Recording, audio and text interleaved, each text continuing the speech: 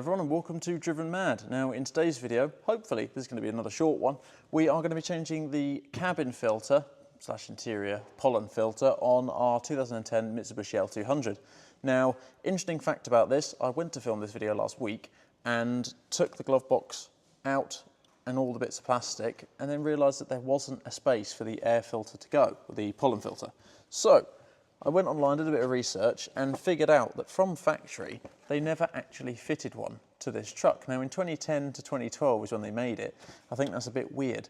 During that time it was, I thought, mandatory to have one, but anyway, it's clearly not. And we've managed to go online and find ourselves a Bosch interior cabin filter. Now what we need to do is pretty much take the glove box out. There's a piece of plastic with some screws which we'll take off as well.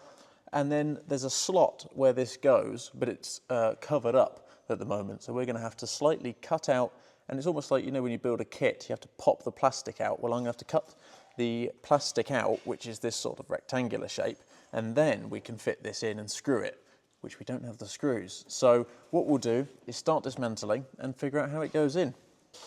Now in here, we've got two little plastic pins, which we can push in, pop one side out, push the other one and pop the other side out. Now this is just going to literally go down here and out of our way. Make sure you get your tools before you put it down. So that goes down right towards the floor.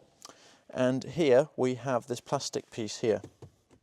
Now there's an airbag clip here, which we're going to have to pop out. If you see Dad moving around in the background, he's having a little look at his coolant. But we've got these plastic clips, plastic clip for the airbag, which we'll take off after we've undone this plastic piece. And really all you need is a Phillips. So we've got one here, one screw here, 2, 3, 4, and a fifth one hidden just here, and a sixth up here. So we're going to start with this one. We'll get this off.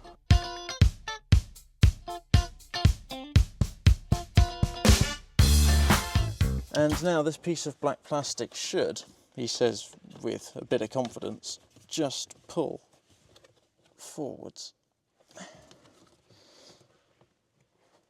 Now some cars have a plastic popper in the middle as well, which you'll have to take off, but ours doesn't have that. And you can see now we've got this off, and our airbag sensor, if I can show you, our airbag switch is right there. So we don't want to pull on this too hard, because obviously we will rip the cables and probably shoot an airbag off into my face, which I don't fancy doing either. So what we'll do is get this side off, and there you can see, and behind is the little tabs.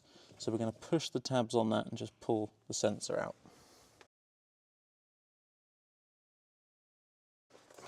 Right, now take our Apple CarPlay cable out of there, put that over here. So in our nice and clean, definitely not dirty, that is absolutely disgusting in there. So I'll give that a little clean up as well, but what we've got here, this is the slot right here. Now at the moment, the screw holes are just empty, there's nothing here. I've got to cut this plastic trim out, this sort of blanking plate. I've got to slightly run a knife along here, push it out and get it out, and then our filter should be able to slot in there. So I'm going to do that now.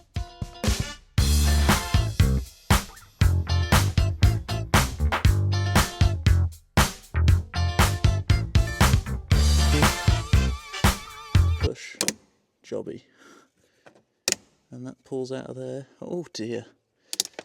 So don't know if you can see that state of that. Oh dear. So that's the reason, ladies and gents, as to probably why you want a cabin filter. Looks a bit better in there, only on the edges, but it's as far as I can go without having to cut my fingers off.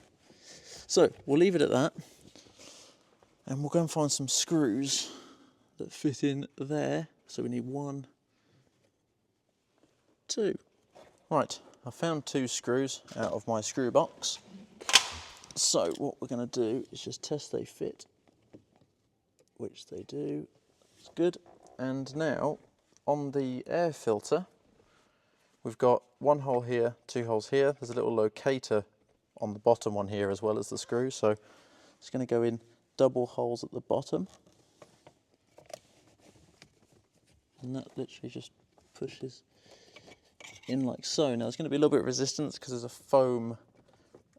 foam seal on there. So cabin filter is now installed, nice and simple.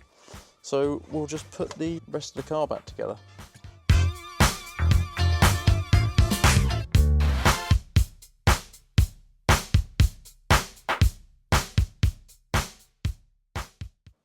Right, so there we go. That concludes the install, and if you didn't know how, now you do. And also, I learned something, hopefully you did. I find it very weird how they don't fit one from factory, considering this truck's not that old.